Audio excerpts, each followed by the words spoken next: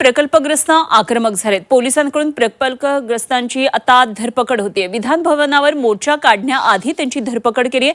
आंदोलक आणि पोलिसांमध्ये झटापट झालेली आहे। नवी मुंबई आंतरराष्ट्रीय विमानतळाला दिबा पाटील यांचे नाव देण्याची मागणी या प्रकल्पग्रस्तांची आहे। त्यासाठी मोर्चा निघणार होता।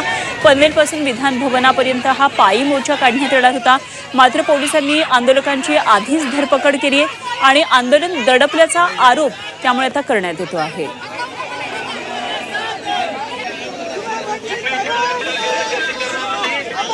विधान भवनावर हा मोर्चा आज निघणार होता। आंदोलक आणि पोलिसांमध्ये यावेळी झटापट झाल्याची सुद्धा दृश्य पाहायला मिळतात। प्रकल्पग्रस्तांची अशा प्रकारे आज त्यांचा मोर्चा निघण्याआधीच धरपकड करण्यात आली। पनवेलमध्ये प्रकल्पग्रस्त आज आक्रमक झाल्याचं पाहायला मिळतंय। विधान भवनावर आज ते मोर्चा काढणार होते। नवी मुंबई विमानतळाला दिबा पाटील यांचं नाव देण्यात यावं यासाठी अनेक महिन्यांपासून वर्षांपासून खरं तर हा संघर्ष सुरू आहे आणि त्यामुळे प्रकल्पग्रस्तांनी आज आक्रमक पाऊल उचलत विधान भवनावर मोर्चा काढण्याचं ठरवलं होतं। मात्र मोर्चा निघण्याआधीच त्यांची धरपकड करण्यात आली आहे।